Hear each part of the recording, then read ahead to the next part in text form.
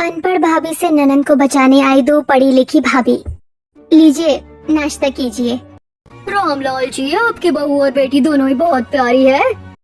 जी, मुझसे भी ज्यादा प्यारी तो मेरी नंद है, जिनका दिल सोने का है।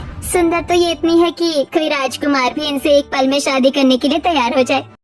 बहू, ये बात तो तुम बिल्कुल पते की कर रही हो। तुम्हारी ननद बहुत ही सुंदर है और प्यारी भी है। थैंक यू अंकल जी। बेटी, तुम्हें बड़ी अच्छी भाभी मिली है, वरना आजकल की भाभियाँ तो हाथ धोकर ननद के पीछे पड़ जाती है। फिर आंख में रहती है कि कब ननद अपने ससुराल चली जाए और घर पर सिर्फ उनका राज हो। तुम्हारी भाभी बिल्कुल भी ऐसी नहीं है। हाँ, मेरी भाभी मुझसे बहुत प्यार करती है। माँ जी, पापा जी, आपके इतने पुराने दोस्त आए हैं, जरा इनसे हमारी नंद के लिए कोई अच्छा रिश्ता ढूंढने की बात कीजिए। अनीता, ये क्या कह रही हो तुम? अरे क्या ही गलत कह रही है बहू। देखिए, आप लोगों की नजर में अगर कोई अच्छा लड़का हो तो हमें जरूर बताइएगा। हम अपनी बेटी की शादी करवाना चाहते हैं। इतनी जल्दी? अभी तो आपकी बेटी की पढ़ने लिखने की उम्र है। आंटी जी, मैं अपनी ननद को भगाना नहीं चाहती। आजकल अच्छे रिश्ते आसानी से नहीं मिलते और उम्र भी किसी का इंतजार नहीं करती, इसीलिए समय रहते अच्छा लड़का ढूंढना जरूरी है, तभी अच्छा घर परिवार मिलेगा। बेटी, हम समझ गए। अच्छा चलो, अब हम चलते हैं, बड़ी देर हो गई है। बहू, हम जरा इन्हें गांव के बस स्टॉप तक छोड़ कर आते हैं, ठीक है? मनीष और मनीषा के साथ रामलाल, शारदा और अरुण घर से निकल जाते हैं। आखिरकार गई मुसीबत। ये लोग मुझे अनपढ़ कहते हैं पर खुद बेवकूफ है। भला दोपहर में भी कोई किसी के घर आता है क्या? भाभी, आपको उनसे मेरी शादी की बात करने की क्या जरूरत थी? उनकी अच्छी खासी पहचान है, उनके कहने भर से ही अच्छे रिश्ते मिल जाएंगे। आपको ये बात नहीं करनी चाहिए थी, ताकि तो जिंदगी भर मेरे सिर पर बैठी रहे। ज्यादा जुबान मत चला। ये सारे झूठे बर्तन उठाकर साफ कर और सोफे पर्दों के पुराने कवर वापस लगा। और सुन, मैं वही करूँगी जो मेरा मन करेगा, समझी? सभी के सामने अच्छी बनने वाली अनीता अकेले में प्रीति से घर के सारे काम करवाती और उसे ताने देती रहती है। मेहमानों के झूठे बर्तन धोने के बाद प्रीति सोफे के कवर बदल रही होती है। तभी रामलाल और शारदा के आते ही अनीता उसे धक्का देकर खुद कवर लगाने लगती है, ताकि अच्छी बहू बनने का दिखावा कर सके। आ गए आप लोग। वो लोग बस में सही से बैठ गए ना? हाँ बहू, वो लोग सही से बस में बैठ भी गए और अरुण अपने खेतों में भी चला गया। वैसे इन सोफों के कवर को बदलने की जरूरत नहीं थी, अब जब लगा ही दिए थे तो लगे रहने देती। हाँ बहू, इतनी मेहनत क्यों करती है? हम लोगों के जाकर आने तक तूने सारे बर्तन भी धो डाले और हॉल और रसोई की साफ सफाई भी कर ली। वाह पापा जी, आपको तो पता ही है मुझे खाली बैठे रहना पसंद नहीं है। फिर घर में काम हो तब तो मैं बिल्कुल भी बैठ नहीं सकती। मुझे सारे काम अपने हाथों से करना अच्छा लगता है।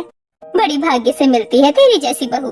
बिल्कुल सही। काम करना हो, परिवार का ध्यान रखना हो, इज्जत की बात हो या फिर अपने परिवार के प्रति प्यार की भावना हो, सब में हमारी बहू अव्वल है। पढ़ी लिखी लड़कियों में तो एक दो गुण होते हैं भैया, पर हमारी अनपढ़ बहू तो सर्व गुण संपन्न है। क्यों प्रीति बेटी, सही कहा ना? हाँ पापा मम्मी, बिल्कुल सही कहा आपने। ननन जी, आप कमरे में जाकर आराम कीजिए, ये सब काम मैं संभाल लूंगी। मेरी भाभी सिर्फ कहने को ही अनपढ़ है, पर भाभी बहुत चंट और चालाक है। दूसरों के दिमाग से मेरी अनपढ़ भाभी जितना खेलती है, उतना कोई पढ़ा लिखा इंसान नहीं खेल सकता। और मैं अपनी अनपढ़ भाभी का असली चेहरा अपने मम्मी पापा या भैया को नहीं बता सकती। भाभी ने अपनी मीठी मीठी बातों से सबको अपने वश में कर रखा है। अगर मैंने घर वालों को कुछ बताया तो भाभी मम्मी पापा भैया सभी को अपने बातों में उलझा कर बात घुमा देंगी। ऐसे ही कुछ दिन और बीत जाते हैं। एक सुबह नाश्ते के बाद अनीता रसोई में बर्तन धो रही होती है। माँ जी, नाश्ता अच्छा था ना? हाँ हाँ बहू, नाश्ता तो बहुत बढ़िया था। माँ जी, मैं बर्तन धो रही हूँ, तब तक आप मुझे बताइए कि दोपहर के खाने में क्या बनाऊँ। बहू तू अकेले कितना काम करेगी, तेरी नंद कहाँ है? प्रीति, प्रीति। हाँ हाँ, क्या हुआ? घर की छिपकली की तरह यहाँ वहाँ घर में भटकती क्या रहती है? देख, तेरी भाभी अकेले सारा काम कर रही है, जरा घर के कामों में अपनी भाभी का हाथ बटा। हाँ प्रीति, अभी तो तेरी भाभी ने सबको नाश्ता कराया है और अब बर्तन धोएगी, फिर दोपहर के खाने में लग जाएगी और घर के दूसरे भी काम होते हैं। हाँ हाँ, मैं अभी भाभी की मदद करती हूँ। अरे नहीं नहीं नंदन जी, और आप लोग भी क्या मुझे नरक भिजवाना चाहते हैं? भला भाभी होकर मैं अपनी नंद से कैसे काम करवा सकती हूँ?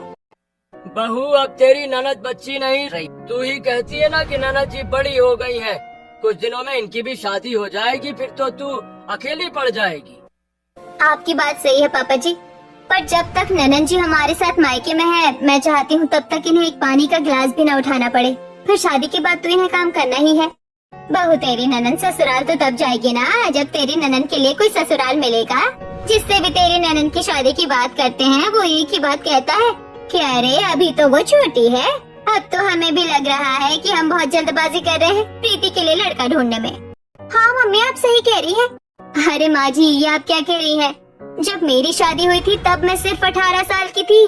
मेरी ननन जी तो फिर भी 20 साल की है। और आप लोगों ने भी सुना होगा कि जवान लड़की को घर में ज्यादा समय तक नहीं रखना चाहिए, सही वक्त पर शादी करवा देनी चाहिए। जैसे मेरे माँ बाप ने सही वक्त पर मेरी शादी आपके घर में करवा दी। बहू तू ठीक कह रही है, हम रिश्ता देखने ही गलत जगह जा रहे हैं। ऐसा कर अपने ननन के लिए अब तू ही रिश्ता ढूंढ। हाँ हाँ माँ जी क्यों नहीं, मेरे मम्मी पापा और भाइयों के पास एक से बढ़कर एक रिश्ते हैं। ऐसे ही दोपहर होती है। अरुण अपने खेतों में गया होता है। रामलाल और शारदा अपने कमरे में आराम कर रहे होते हैं। तभी प्रीति अनीता के कमरे में आती है। भाभी कुछ दिनों से देख रही हूँ आप हर बात में मेरी शादी की बात करने लगती है। आखिर बात क्या है? आप मेरी शादी क्यों करवा देना चाहती है? शादी नहीं करवाऊँ तो और क्या करवाऊँ? भाभी मुझे पढ़ना है, अपने पैरों पर खड़ा होना है और अपने मम्मी पापा के लिए कुछ करना है। आप अभी मेरे लिए कोई लड़का मत ढूंढिए। तुम लड़की हो लड़का नहीं, जो अपने माँ बाप का नाम रोशन करो और उनके लिए कुछ करो। ये सब काम तुम्हारे भाई कर रहे हैं, समझी? लेकिन भाभी ये तो जरूरी नहीं है कि सिर्फ बेटे ही अपने माँ बाप के लिए कुछ करे, बेटियाँ भी बहुत कुछ कर सकती है। आप मेरे लिए शादी का ख्याल अपने मन से निकाल दीजिए। मुझे आगे पढ़ाई करनी है। पढ़ाई करने के लिए दिमाग चाहिए होता है। 4 किताबें उल्टी पढ़कर तुम कलेक्टर बनने के सपने देखने लगी। पढ़ाई और आगे पढ़ना तुम्हारे बस की बात नहीं है। भाभी आप ऐसे कैसे कह सकती हैं? मैं भी पढ़ाई कर सकती हूँ। अच्छा ऐसी बात है तो जरा ये बताओ, एक आदमी को 3 सेब मई में मिले और 4 सेब जून में मिले तो उसके पास कितने सेब हुए? 7 सेब हुए। बड़ी आई पढ़ने वाली, इतने आसान सवाल का जवाब तक नहीं पता और पढ़ाई करेगी। इसमें क्या गलत है भाभी? आप खुद ही जोड़ कर देख लीजिए। किताबी कीड़े जिंदगी में कुछ नहीं कर पाते और तुम भी वही किताबी कीड़ा हो। तुमसे जिंदगी में कुछ नहीं होगा। अपनी पढ़ाई में पैसे बर्बाद मत करवाओ। अगर मई में तुम्हें सेब मिले तो जून तक वो बचेगी नहीं, या तो खराब हो जाएगा या तुम उसे खा जाओगी। भाभी ये कैसा सवाल हुआ? आपने तो सीधा सवाल पूछा था कि 3 सेब और 4 सेब कितने हुए।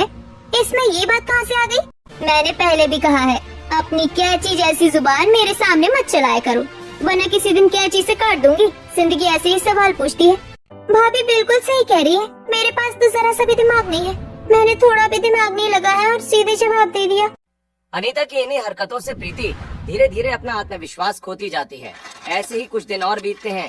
एक शाम बड़ी हिम्मत करके प्रीति अपने परिवार के पास आती है। मुझे आप लोगों से कुछ बात करनी है। हाँ बेटी बताओ क्या बात करनी है? मम्मी पापा मैं शहर जाकर पढ़ना चाहती हूँ, पढ़ाई लिखाई करके अपने पैरों पर खड़ा होना चाहती हूँ। मैंने अपनी ननन का हौसला तोड़ने की कितनी कोशिश की, लेकिन फिर भी इसके सिर से पढ़ाई का भूत उतरने का नाम ही नहीं ले रहा। बेटी ये पढ़ाई लिखाई तो ठीक है, पर अब तो हम तेरी शादी करवाना चाहते हैं। मम्मी पापा पर मुझे शादी नहीं करनी। ननन जी क्यों शर्मा रही है इतना? हर लड़की की शादी होती है, इसमें शर्माने की कोई बात नहीं है। अरे बाबा तू शर्मा कर ये सब कह रही है, इसमें ऐसी शर्माने की क्या बात है? अरे ऐसी कोई बात नहीं है, सीधी सी बात है, मुझे पढ़ाई करनी है और मैं शहर जाकर पढ़ाई करना चाहती हूँ। बिल्कुल नहीं, कोई पढ़ाई वढ़ाई नहीं करनी है और शहर जाकर तो बिल्कुल भी नहीं। कैसी बातें कर रही है तू? लड़की होकर शहर जाकर पढ़ाई करेगी? हाँ? क्यों पापा भूल गए कि मेरी 2 पढ़ी लिखी भाभियाँ भी हैं जो शहर में रहती हैं। मेरी दोनों पढ़ी लिखी भाभी अपने पति के साथ कितनी खुशी से रहती हैं। उन्हीं के साथ रहकर मैं भी पढ़ाई करूँगी। पापा प्रीति ठीक ही कह रही है। हम लोग उसके लिए जब तक लड़का ढूंढते हैं तब तक उसे दोनों छोटी भाभियों के पास भेज देते हैं। वहाँ रवि आनंद और दोनों भाभियाँ इसका ध्यान भी रखेंगी और इसकी पढ़ने की इच्छा भी पूरी हो जाएगी। ठीक है, अगर तुम लोगों की ऐसी ही मर्जी है तो ऐसा कर लो। वहाँ भी अपना ही परिवार है, यहाँ भी अपना ही परिवार है, कोई दिक्कत की बात नहीं है। Thank you so much mummy papa भैया, लव यू। प्रीति की मुस्कान देखकर अनीता के मन में आग लग जाती है। ऐसे ही रात होती है। अरुण सोने के लिए कमरे में आता है। अनीता गुस्से में कपड़े समेट रही होती है। अरे क्या हुआ अनीता, इतने गुस्से में क्यों हो तुम? अगर तुमसे अपनी बहन की जिम्मेदारी नहीं संभाली जा रही है तो उसे मेरे भाइयों के घर भेज दो। वो तुम्हारी बहन को अपनी बहन की तरह अच्छे से संभाल लेंगे।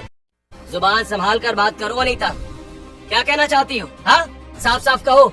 मैं तो अनपढ़ हूँ पर तुम तो थोड़े बहुत पढ़े लिखे हो। अखबार पढ़ना तो आता है, समाचार तो सुनते हो ना। आजकल शहर में क्या हो रहा है इसके बारे में नहीं पता क्या? जो अपनी बहन को शहर भेजना चाहते हो, कहीं ननन जी को कुछ हो गया तो? खतरा तो है, पर वहाँ रवि, आनंद और तुम्हारी तरह प्रीति की सगी भाभियाँ तो हैं। प्रीति उन्हीं के साथ रहेगी, उनकी निगरानी में रहेगी। पर कब तक निगरानी में रहेंगी? यहाँ गांव में गली गली में सब मेरी ननन को जानते हैं।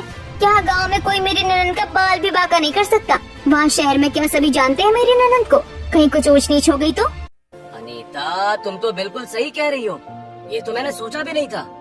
अरे प्रीति जब तक घर में रहेगी तब तक निगरानी में रहेगी। बाहर कौन निगरानी रखेगा प्रीति पर?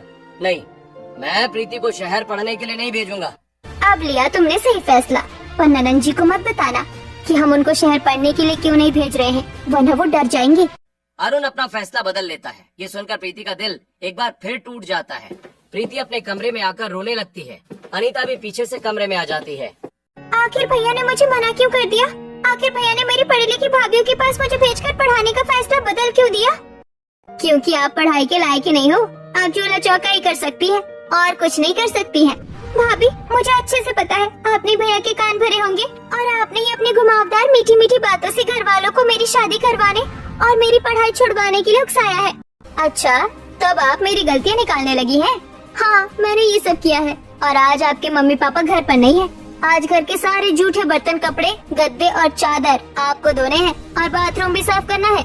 इतना कहकर अनीता जोर से प्रीति का हाथ पकड़ती है और खींचकर बाथरूम में धकेल देती है, जहाँ जूठे बर्तनों का पहाड़ और गंदे कपड़ों की बड़ी गठरी रखी होती है। पहले इन सभी बर्तनों को धोइएगा, फिर इन सभी कपड़ों को धोइएगा, उसके बाद ये बाथरूम साफ कीजिएगा, फिर ही मैं यहाँ से आपको निकलने दूंगी। इतना कहकर अनीता बाथरूम का दरवाजा बंद कर देती है और दरवाजे के बाहर बैठकर फोन चलाने लगती है। वहीं अंदर प्रीति रोते हुए बर्तन धोना शुरू करती है। मेरी अनपढ़ भाभी ने सबको अपनी मुट्ठी में कर रखा है। कोई सोच भी नहीं सकता कि एक अनपढ़ भाभी इस कदर नहा धोकर अपनी ननन के पीछे पड़ सकती है। अनीता रोते हुए अपने सारे काम करती है। सारे काम खत्म होने के बाद अनीता बाथरूम का दरवाजा खोल देती है। ऐसे ही कुछ दिन बीत जाते हैं और एक दिन सभी लोग साथ बैठकर नाश्ता कर रहे होते हैं। अनीता, तुम अपने जैसा स्वादिष्ट खाना बनाना प्रीति को भी सिखा दो। मेरे रहते नंजी को खाना बनाने सीखने की जरूरत नहीं है, उन्हें मुझसे भी अच्छा खाना बनाने आता है। पापा, मम्मी, आप लोगों ने मुझे शहर पढ़ने की इजाजत तो नहीं दी, तो क्या मैं अपनी सहेली की दीदी की शादी में जा सकती हूँ? ननन जी को इनकी सहेलियों के पास नहीं भेजूंगी। मेरे होते हुए मैं अपने ननन को सुख से नहीं जीने दे सकती। नहीं जाएंगी मेरी ननन अपनी सहेली के पास। कहाँ पर है शादी? गांव में ही कहीं है तो चली जाओ। पापा, क्या इस गांव में आज तक किसी ने गांव की बेटी की शादी गांव में ही करवाई है? नहीं ना, तो फिर गांव में कैसी शादी होगी? शादी दूसरे गांव में है। ननन जी, दूसरे गांव में आपकी देखरेख कौन करेगा? मैं तो कहूँगी कि आप अपनी सहेली की बहन की शादी में मत जाइए। बहू तो अपनी ननन को उसकी सहेली के घर जाने से मना क्यों कर रही है? जाने दो उसे। मम्मी जी, शादी का माहौल रहेगा, ननन जी शादी के माहौल में घुल मिल जाएंगी। काफी सारे मेहमान आए होंगे। अब इस बीच किसकी नजर कैसी है, कौन कहाँ से आया होगा, कौन जानता है। और ननन जी की उम्र भी तो अभी कच्ची है। बिल्कुल सही कह रही हो बहू तुम।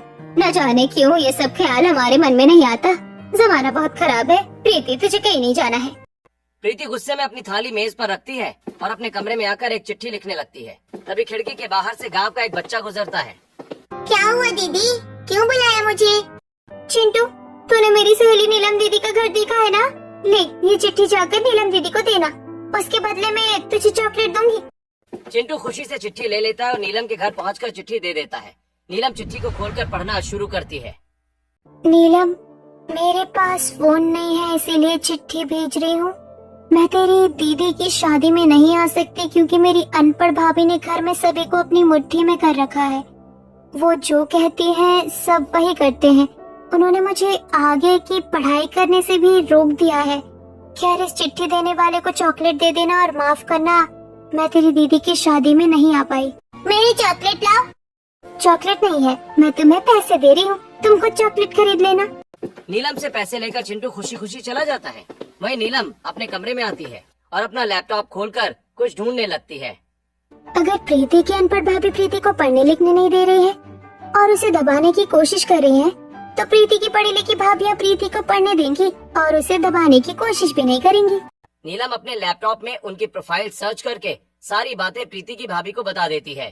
कुछ दिन बीत जाते हैं। एक दोपहर रामलाल और शारदा घर में बैठे होते हैं कि तभी रवि और आनंद अपनी पढ़ी लिखी पत्नियों रवीना और पूर्णिमा के साथ दरवाजे पर पहुंच जाते हैं। हे मम्मी पापा, देखिए हम लोग आ गए। अरे कितने दिनों बाद आए हो तुम लोग। भाभी भैया आप दोनों, मैं बता नहीं सकती आप दोनों को देखकर मैं कितनी खुश हूँ। और हमें भी आपसे मिलकर बहुत अच्छा लग रहा है। बच्चों, वैसे तुम लोगों का अचानक गांव आने का प्लान कैसे बन गया? तुम चारों तो शहर में बड़े बिजी रहते हो ना, और अगर आने वाले थे तो हमें बताया क्यों नहीं? हाँ, हम तुम्हें लेने स्टेशन पर आ जाते। मम्मी जी, पापा जी, हम आपको परेशान नहीं करना चाहते थे और हम आप लोगों को सरप्राइज भी देना चाहते थे। और साथ ही हमने अपने घर का रिनोवेशन भी करवाना शुरू कर दिया है। रिनोवेशन पूरा होने तक हम यहीं रहेंगे, उसके बाद वापस चले जाएंगे। और जेठानी जी आप कैसी हैं?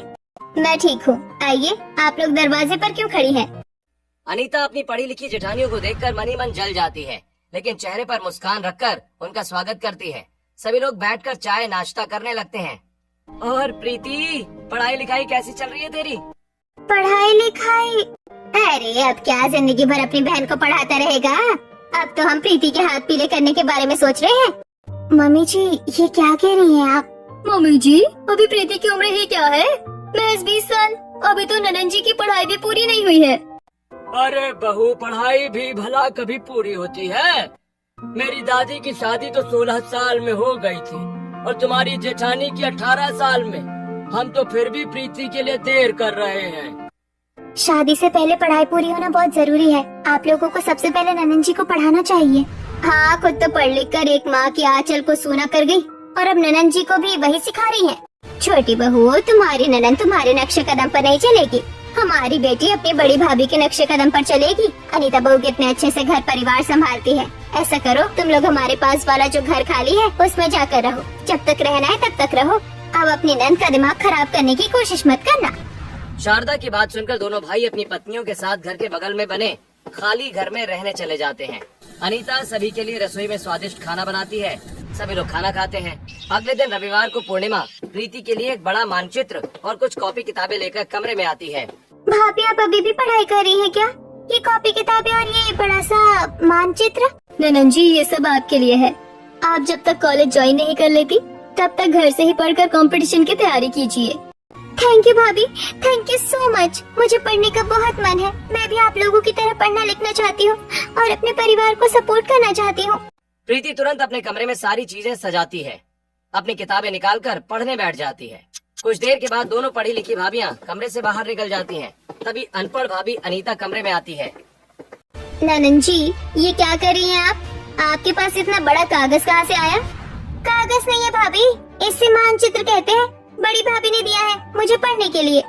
ये दोनों पढ़ी लिखी भाभियाँ आते ही मेरी बरसों की मेहनत पर पानी फेरने लगी। इन्हें तो मैं छोड़ूंगी नहीं। इतना कहकर अनीता कमरे से बाहर निकल जाती है। देर रात अनीता चुपके से प्रीति के कमरे में आती है और मानचित्र पर रंग फेंक देती है। और अगली सुबह प्रीति के कमरे में, भाभी भैया मुझे सच में नहीं पता कि इस मानचित्र पर ये रंग कहाँ से आ गया। ये मेरी लापरवाही से नहीं हुआ है। अरे कोई बात नहीं प्रीति, होता है, ऐसा नहीं है। हाँ, सिर्फ 1500 रुपए का ही तो था, दूसरा आ जाएगा। क्या 1500 रुपए का? 1500 रुपए कमाने में गरीब को 4 दिन लग जाते हैं और तूने एक रात में इतना नुकसान कर दिया। माना कि ये पैसे हमारे नहीं हैं, लेकिन पैसों की कदर करनी चाहिए। आज से तुम चारों में से कोई से कुछ भी नहीं दोगे, समझे? अनीता पहले ही घर वालों को भड़का चुकी होती है, जिसकी वजह से सभी प्रीति और प्रीति की पढ़ी लिखी भाभियों पर नाराज हो जाते हैं। ऐसे ही कुछ दिन और बीतते हैं और अनीता प्रीति को बासी खाना खिलाने लगती है। ये 2 दिन पुराने रसगुल्ले और कल की बासी रोटियां, इसे खा लो। भाभी पिछले 10 दिन से आप मुझे कभी 3 दिन पुराने चावल, कभी बासी रोटियां, कभी खराब हुई सब्जी खिला रही हैं। अब मुझसे ये सब खाना नहीं खाया जाएगा। जो मिल रहा है वो खा लो ननन जी, वरना दाने दाने के लाले पड़ जाएंगे। अपनी अनपढ़ भाभी के स्वभाव से परेशान प्रीति मजबूरी में बासी खाना खाती है। तभी गांव घूमने निकली दोनों पढ़ी लिखी भाभियां अपने परिवार के साथ घर वापस आ जाती हैं। रवीना और पूर्णिमा रसगुल्ले और रोटियां देखते ही पहचान लेती हैं कि खाना बासी है। रसगुल्लों से खट्टी बदबू आ रही है और ये रोटियां कितनी गीली है। ये तो कम से कम 2 दिन पुरानी है। इतना बासी खाना क्यों खा रही है ननन जी? बासी नहीं है, बस बच गया था। ननन जी और मैं मिलकर खाकर खत्म कर रहे हैं, क्योंकि हमारे बाप दादा भी बासी रोटी खाकर पूरे खेत की कटाई कर लिया करते थे। बहू ठीक ही तो कह रही है, खाने की बर्बादी भी तो नहीं करनी चाहिए ना।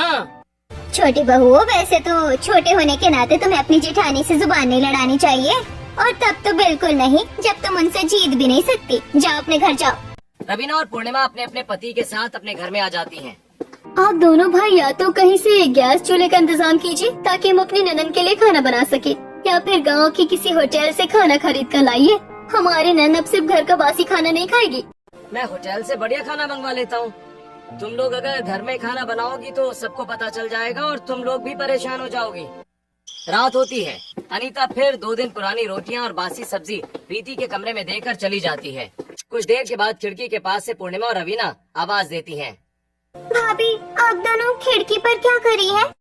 ननन जी, हम आपके लिए खाना लेकर आए हैं, खिड़की खोलिए। रवीना और पूर्णिमा होटल से लाया हुआ ताज़ा खाना प्रीति को देती हैं।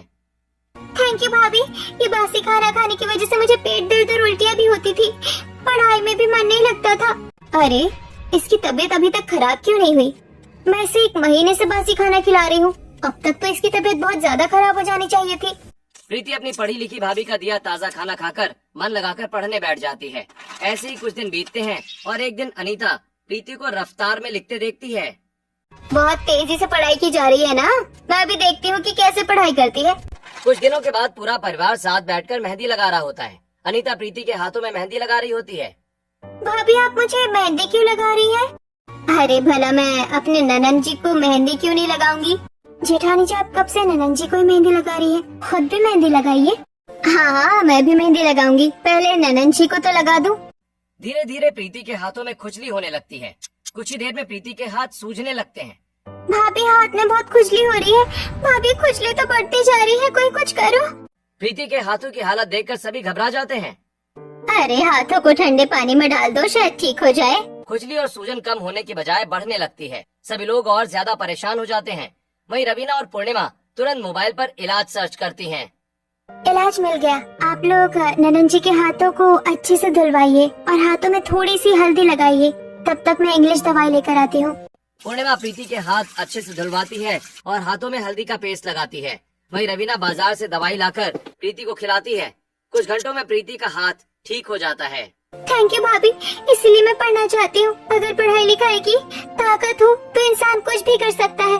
पहले इन दोनों भाभियों को यहाँ से भगाना पड़ेगा। जब तक ये दोनों यहाँ रहेंगी, मेरे सारे प्लान फ्लॉप होते रहेंगे और कहीं न देखते देखते घर वाले ननन जी को पढ़ाने न लगे। ऐसे ही कुछ दिन और बीत जाते हैं। एक दिन अचानक रामलाल और शारदा को एक शादी का निमंत्रण आता है। भाई, शादी बहुत खास इंसान की है, पर यहाँ से 10 गांव दूर है। अब जाएंगे तो कुछ दिन तो ठहरना पड़ेगा। करीब 1 हफ्ते या फिर 10 दिन में ही वापस आ पाएंगे। कोई बात नहीं जी, अपने लोगों का बुलावा आया है तो जाना तो बनता है। तो फिर क्या हो गया पापा जी, आप जाइए, मैं घर का ख्याल रखूंगी। मैं तो कहती हूँ अरुण, आप भी पापा जी के साथ हो आइए। हो सकता है शादी में आप लोगों को हमारी ननन जी के लिए कोई अच्छा लड़का दिख जाए। अरे, आप लोग समझते क्यों नहीं? अभी ननन जी की शादी का सही समय नहीं है। बहू, तुम्हारा घर अभी तक बना नहीं क्या?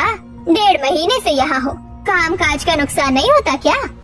माँ, घर तो कब का बन गया है और हम आज ही निकल भी जाएंगे। अरे, आप मम्मी जी की बात का बुरा क्यों मान रहे हैं? हम किसी बात का बुरा नहीं मान रहे हैं।